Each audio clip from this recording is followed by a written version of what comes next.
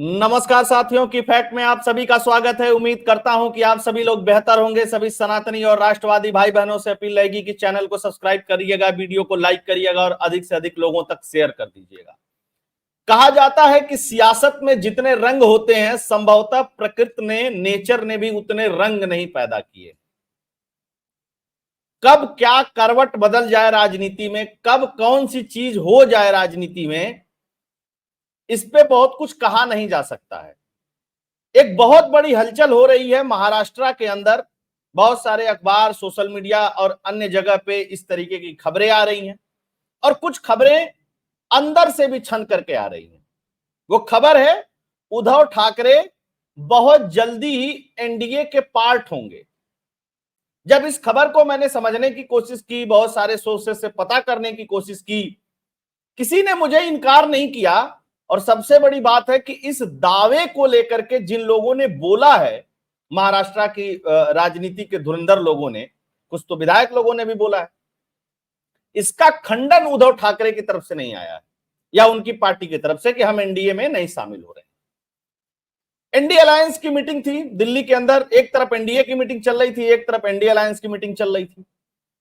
NDA की meeting में प्रधानमंत्री नरेंद्र मोदी को एनडीए का नेता चुन लिया जाता। 7 तारीख को सांसदों की बैठक होगी एनडीए के, और मुझको लगता है कि उसी दिन शाम को सरकार बनाने का दावा राष्ट्रपति के सामने पेश कर दिया जाएगा। संभवतः 8 तारीख को प्रधानमंत्री नरेंद्र मोदी एक बार फिर से इस देश के प्रधानमंत्री बन जाएंगे और ये अपने आप में रिकॉर्ड होगा। अगर वैश्विक स्तर पे भी आप देखेंगे तो लगातार इतने समय तक किसी डेमोक्रेटिक कंट्री में किसी का 3 बार चुन करके आना अद्भुत चीज है। निश्चित तौर पे बीजेपी की सीटें घटी हैं तो उसके बहुत सारे कारण हैं, उस पे हम लोग लगातार चर्चा कर रहे हैं, आगे भी बात करेंगे। लेकिन हम आते हैं महाराष्ट्र में। महाराष्ट्र में शिवसेना जो टूटी, 2 पार्ट में, एक शिंदे गुट हुआ, फिर एक शिवसेना हुई, उद्धव ठाकरे गुट हुआ, फिर एनसीपी टूटी, उसमें एक अजित पवार गुट हुआ और उसके बाद एक शरद पवार गुट हुआ। इन सारी राजनीति के पीछे देवेंद्र फडणवीस थे और उनके सर पे हाथ था अमित शाह जी का। लेकिन फायदा क्या हुआ बीजेपी को? बीजेपी को फायदा नहीं हुआ, क्योंकि पहले टेस्टेड अलायंस नहीं था तो लोगों को लग रहा था कि नहीं कुछ तो बेनिफिट होगा। लेकिन अंतोगत्वा इतना सब कुछ करने के बाद भी बीजेपी सत्ता में तो आ गई, लेकिन केंद्र की सत्ता में एक बड़ा सेटबैक दिया महाराष्ट्र ने। अब तो जो होना महाराष्ट्र में हो गया। अब क्या जरूरत है उद्धव ठाकरे को लेने का, सवाल रहेगा लोगों के मन में। देखिए, सियासत में सत्ता पाने का गेम जो होता है वो नंबर से जुड़ता है।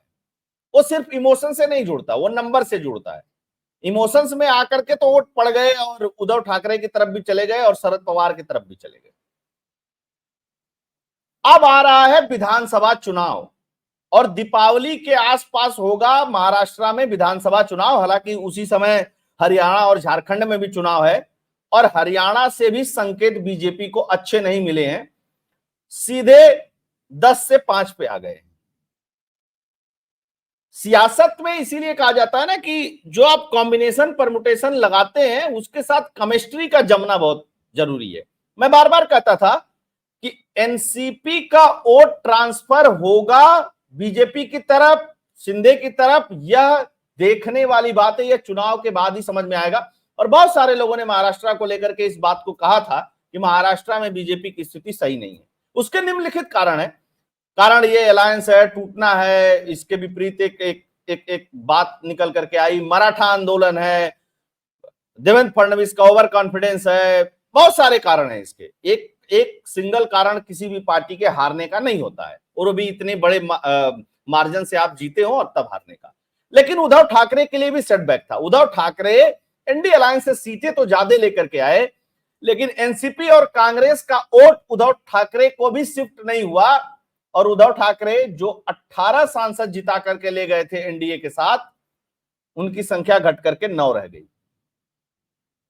उद्धव ठाकरे को यह बात पता है कि ये लोकसभा में स्थिति है, विधानसभा का चुनाव जब लड़ने जाएंगे तब भी कांग्रेस का वोट शिवसेना की तरफ ट्रांसफर नहीं होगा और एनसीपी का वोट भी शिवसेना की तरफ ट्रांसफर नहीं होगा। कारण शिवसेना की जो राजनीति की बुनियाद है वो हिंदुत्व की बुनियाद है।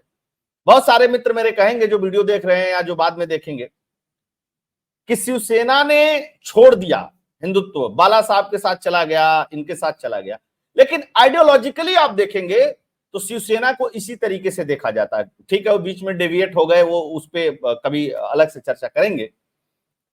अब समस्या ये है कि जब एनडीए अलायंस की मीटिंग में बैठते हैं उद्धव ठाकरे, तो वहां तो सब मैक्सिमम हिंदू विरोधी बातें होती हैं, राम मंदिर को लेकर के हो, चाहे जाहिर सी बात है, तो वो सूट नहीं करते हैं और फिट नहीं बैठते हैं। हकीकत यही है, वो टेंशन में चले गए, गुस्से में चले गए, चाहे जिस वजह से चले गए, देवेंद्र फडणवीस के रिएक्शन में चले गए, अमित शाह जी के रिएक्शन में चले गए, चाहे जैसे भी गए, लेकिन हकीकत यही है।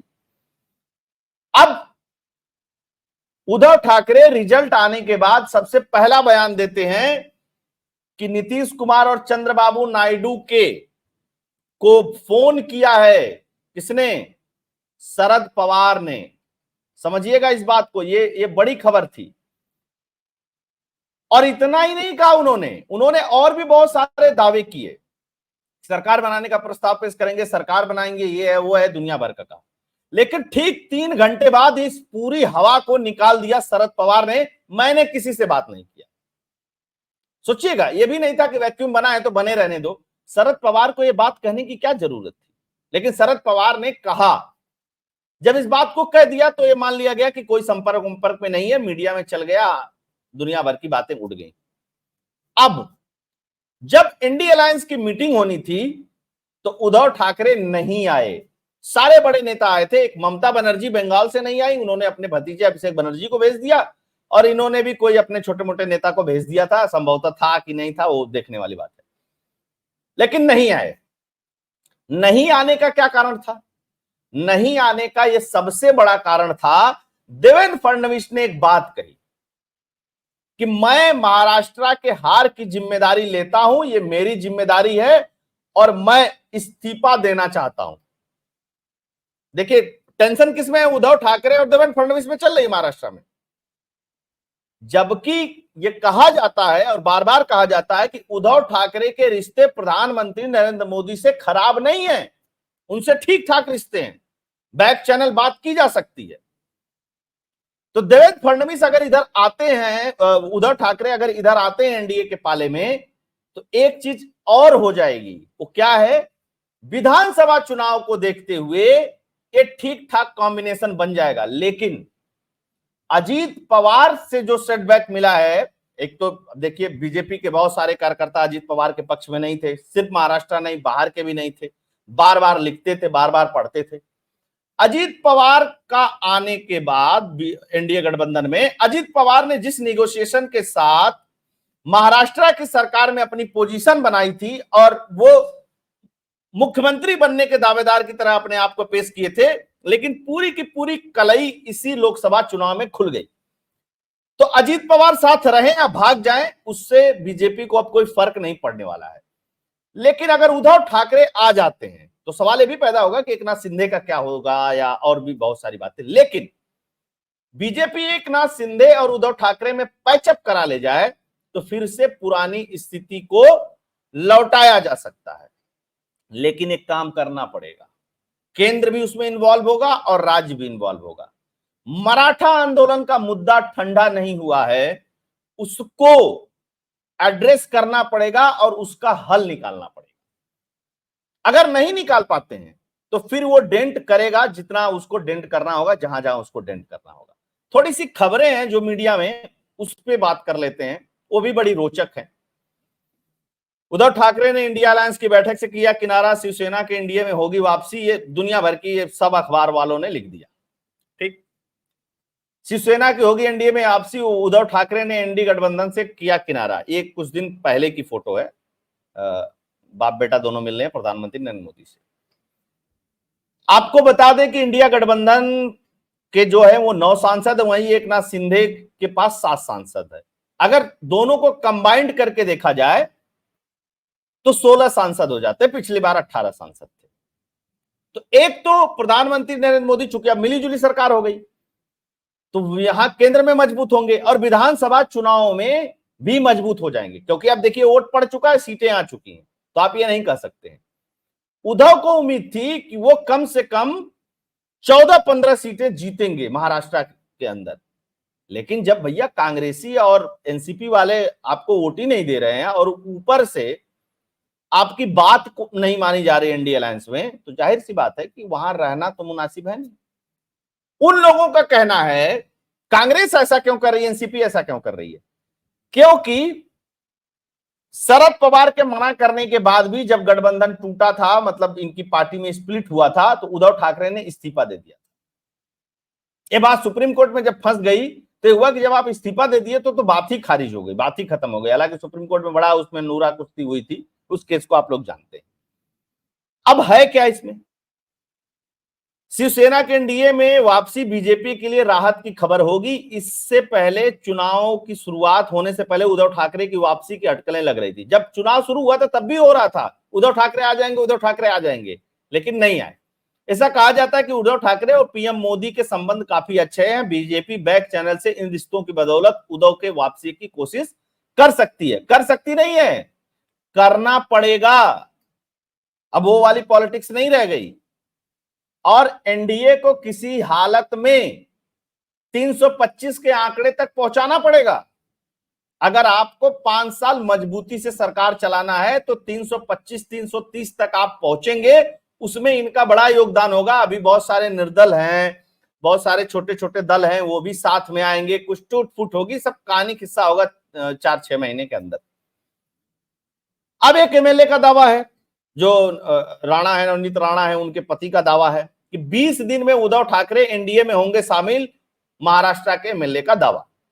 अच्छा, और क्या क्या चल रहा है उद्धव गुट ने। अब देखिए, अब कड़ी जोड़िएगा, देवेंद्र फडणवीस इस्तीफा देते हैं मतलब कि उद्धव ठाकरे की वापसी सुनिश्चित है एनडीए में।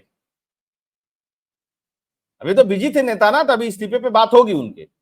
उद्धव ठाकरे गुट का बड़ा दावा, देवेंद्र फडणवीस नहीं होंगे बीजेपी के अगले सीएम चेहरा। उद्धव ठाकरे का गुट कह रहा है कि अगला सीएम का चेहरा देवेंद्र फडणवीस नहीं होंगे। ये एक टसन है या ये संकेत भी है कि अगर तुमने देवेंद्र फडणवीस को महाराष्ट्र के अंदर अपना सीएम का चेहरा बनाया तो उद्धव ठाकरे की वापसी संभव नहीं है। अच्छा जी, अब हालांकि क्रिया प्रतिक्रिया बहुत कम हो रही है, जैसे बीजेपी वाले और कोई इधर से बोल रहा है उद्धव को लेकर के, तो उधर वाले प्रतिक्रिया संकेत में दे रहे हैं, इधर वाले प्रतिक्रिया संकेत में दे रहे हैं। खटास वाली कोई बात नहीं है। संजय राउत का भी थोड़ा बदला बदला स्वरूप था। अभी शाम में मैं जब देख रहा था उनके कई सारे स्पीचेस, तो हालांकि वो बड़े बोले नेता हैं और उसमें आदित्य ठाकरे उनके बेटे और संजय राउत का बहुत बड़ा योगदान है यहां तक पहुंचाने के लिए उनको, है ना। अगर ये बड़बोलापन नहीं करते तो संभवतः ये सब चीजें नहीं होती। हार की जिम्मेदारी लेते हुए सारी चीजें कह दी। कौन बनेगा मुख्यमंत्री का चेहरा, तो विनोद तावड़े जो बिहार में प्रभारी थे भारतीय जनता पार्टी के, विनोद तावड़े के संबंध बहुत अच्छे हैं प्रधानमंत्री नरेंद्र मोदी से भी और अमित शाह से भी, और उद्धव ठाकरे गुट को भी नहीं प्रॉब्लम है विनोद तावड़े से। मजे की बात यह है, अच्छा ये अचानक तो ऐसे हो नहीं गया होगा। अगर देवेंद्र फडणवीस का इस्तीफा हटे तो उद्धव की एंट्री पक्की। उद्धव की मुझको लगता है कि बैक चैनल जो बात हो रही है वो यही हो रही है कि भैया देवेंद्र फडणवीस बर्दाश्त नहीं है, क्योंकि उन्होंने ही ये सब गति हमारी की है। खैर, एक चीज और खबर है, ये तो खबर थी, आप मान करके चलिएगा उद्धव ठाकरे विकल्पहीन है। उद्धव ठाकरे की एनडीए में वापसी होगी, समय चाहे जितना लग जाए। समय की मैं पाबंदी नहीं देता हूं, लेकिन वापसी होगी। एक और कांड हो रहा है, इन लोगों ने झूठ बोल करके जिस तरीके से बरगलाने का काम किया एनडीए अलायंस वालों ने, कांग्रेस ने, सपा ने और अन्य नेताओं ने, उसका साइड इफेक्ट भी शुरू हो गया है। 1 लाख रुपए लेने लखनऊ के कांग्रेस दफ्तर पहुंची महिलाएं, गारंटी कार्ड जो बांटे थे ना राहुल गांधी जी, उसको दिखा करके बोली कि 5 जून को पैसे आने का वादा किया था, ये दस्तावेज है, ये रसीद है, कहां है हमारे पैसे। बोले थे ना खटाखट खटाखट खटाखट दो भैया, तुम्हारे कहने पे वोट दिया। और ये सब मुस्लिम महिलाएं हैं, है ना। महिलाओं ने बताया कि चुनाव प्रचार के दौरान कांग्रेस ने पैसे देने का वादा किया था। यह भी कहा था कि 5 जून को पैसे आ जाएंगे, और बड़ी तादाद में नहीं थी, लगभग 800-900 महिलाएं पहुंची थी कांग्रेस कार्यालय। अच्छा, और कहें कि अब तो इंडिया गठबंधन ने अच्छा प्रदर्शन कर लिया है इसलिए गारंटी कार्ड जमा करने आए हैं, लेकिन ये लोग बता नहीं रहे हैं। दैनिक भास्कर की रिपोर्ट है। जुबैदा ने कहा कि कांग्रेस की सरकार बनने के लिए बड़ी नमाज पढ़ी, दुआ मांगी, भोलेनाथ के सामने भी हाथ जोड़ ली। अब तो सरकार बन जाएगी, लोगों ने बहुत नक्शेबाजी की है। वहीं एक महिला तस्लीम ने कहा कि कांग्रेस दफ्तर की तरफ से कुछ भी नहीं बताया गया है, कई फॉर्म जमा कर लिए गए हैं, जमा करने के बाद स्लिप दे दी गई है। कुछ महिलाओं ने कहा कि जिनके पास कार्ड नहीं है उन्हें दोपहर के बाद बुलाया गया है। दे दीजिए राहुल गांधी जी, आपके पास पैसे कौन सी कमी है ना। सब डॉक्यूमेंट लेकर के, गारंटी कार्ड लेकर के, आधार कार्ड, बैंक अकाउंट लेकर के महिलाओं ने धावा बोल दिया है। एक महिला कह रही हम तो छोटे छोटे बच्चे घर छोड़ करके आए हैं कि 1 लाख रुपया आएगा, नहीं आया। जनता पूछेगी अगले चुनाव में, ये बात ध्यान रखिएगा। आप इतना लंबा नहीं बरगला सकते किसी को। खैर, ये तो थी खबर। अब इस खबरों का निचोड़ क्या है? बीजेपी इस टेन्योर में नरेंद्र मोदी जी के ऊपर कोई दबाव ना पड़े, इसके लिए वो 292 के आंकड़े पर नहीं टिकेगी। अगर उधर वाले इस चालाकी में बैठे हुए हैं कि टीडीपी को तोड़ लेंगे या नीतीश कुमार को तोड़ लेंगे, वो फिलहाल संभव नजर नहीं आता है, लेकिन बीजेपी उसका बैकअप अपने पास रखेगी। अब बैकअप जब रहेगा ना तो कोई ब्लैकमेल नहीं कर पाएगा, अभी आप मान करके चलिए। मैं आपको बताऊं, राहुल गांधी को इस्तीफा देना है। वाई नॉट से राहुल गांधी इस्तीफा देंगे नहीं, मुझको लगता है रायबरेली से इस्तीफा देंगे और प्रियंका गांधी चुनाव वहां से लड़ेंगे रायबरेली से। प्रियंका गांधी रायबरेली से चुनाव लड़ती हैं तो बीजेपी एक बार फिर कोशिश करेगी।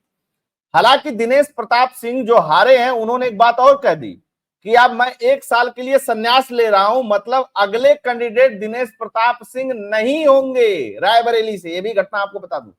तो सियासत में बहुत सारी चीजें बदलने वाली हैं, लेकिन अभी की स्थिति में उद्धव ठाकरे का एनडीए में वापसी लोकसभा नहीं, अब विधानसभा चुनावों को देख करके बहुत जरूरी है। बतौलेबाजी बंद करनी चाहिए, उद्धव ठाकरे को साथ में लेना चाहिए, जो पुराने गिले शिकवे हैं उसको दूर करना चाहिए। जब आप किसी से दूर होते हो तो एक दूसरे के ऊपर बहुत सारी बातें करते हो, उन बातों को खत्म कर देना चाहिए, ये बहुत जरूरी है। कल मैं एक वीडियो बनाऊंगा उत्तर प्रदेश की हार को लेकर के और क्या क्या गेम हुआ है, ओरिजिनल पॉइंट टू पॉइंट। बाकी तो और बाकी बातें हैं वो तो सब जगह हो ही रही हैं, आप लोग सुन ही रहे हैं। पॉइंट टू पॉइंट सीटों का कोशिश करूंगा कि क्या क्या प्रॉब्लम्स हैं कहां पे, और बीजेपी की जो उत्तर प्रदेश यूनिट है संगठन की, उसको दिल्ली बुला लिया गया है। 2 लोग दिल्ली जाकर एक्सप्लेन करेंगे कि कहां कमी थी, क्या था, कौन इस्तीफा देगा, ये सब सारी बातें खबरें कल तक आ जाएगी। आप सभी लोग जुड़े, सभी लोगों का बहुत बहुत धन्यवाद। वीडियो को लाइक जरूर कर दीजिएगा। अगर आपको एनालिसिस और फैक्ट पसंद आते हैं तो चैनल के लिए कंट्रीब्यूट करिएगा, डोनेट करिएगा, राष्ट्रवादियों को मजबूत करिएगा। डोनेट करने के लिए फोन पे और पेटीएम का नंबर दिया हुआ है। चैनल को सब्सक्राइब जरूर करवाइएगा, क्योंकि सनातनी इकोसिस्टम अब बहुत जरूरी है कि मजबूत रहे काउंटर नैरेटिव बनाने के लिए। बहुत बहुत धन्यवाद। जय हिंद, जय भारत, जय